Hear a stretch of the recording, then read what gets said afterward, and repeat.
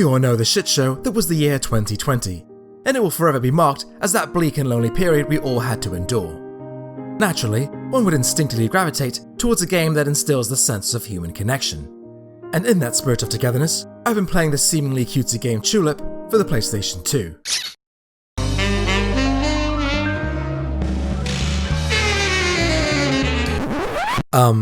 It's going to be one of those games, isn't it? Chulip, at its core, is a game about love.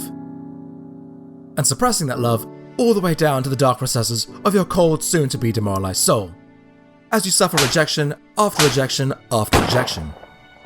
But before I get carried away and explain why and how you'll inevitably become a dejected, misanthropic walking husk of a person, let's first examine how things began when the world was beautiful and filled with promise.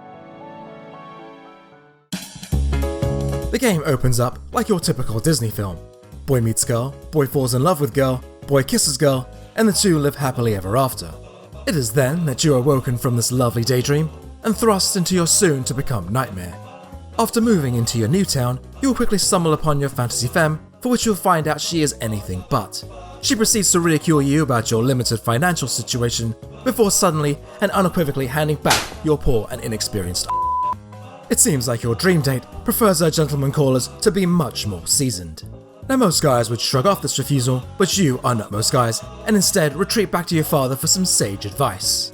And like any irresponsible parent, dear old dad informs you that the only way to attain your hopeful's affection is to gain the needed kissing experience she desires, by macking down on anything that moves. Just get you a bunch of these hood rats, run through them, just knock them out, boom, boom, boom. And I do mean anything.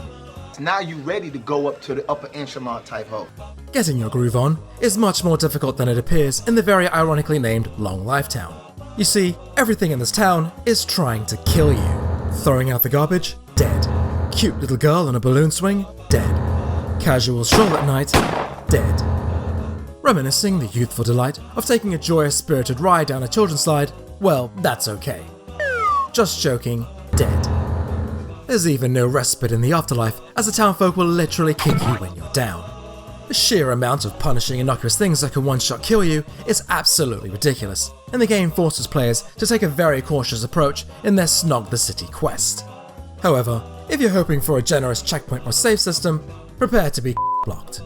For what seems the sake of pure hilarity, the game utilizes sporadically placed toilets as a means to save progress. But with the constant fear of death around every corner, you'll be repeatedly running to the nearest pisser as if suffering from a serious case of the Outside of dodging random mopeds and other arbitrary environmental dangers, trying to sneak a kiss is the second leading cause of death amongst teenage boys in Long Life Town. Kisses must be timed precisely, and getting that coveted lip salute in a full-on makeout session can only occur during short windows.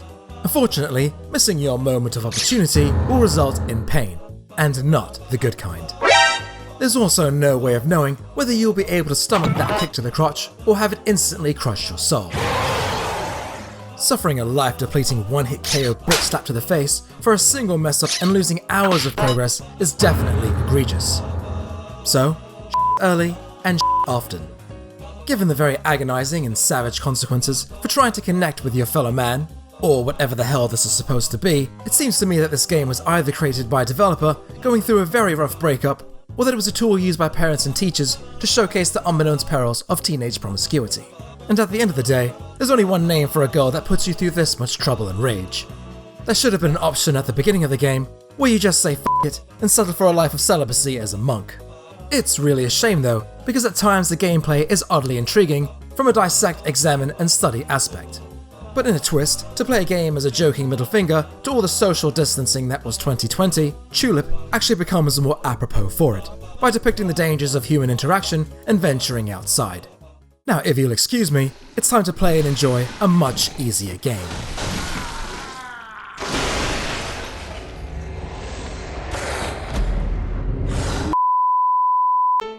Hey, thank you for watching and absolutely leave me a comment below with your thoughts. If you enjoyed the video, consider dropping a like, checking out the rest of my channel and subscribing for more. Thanks again and take care.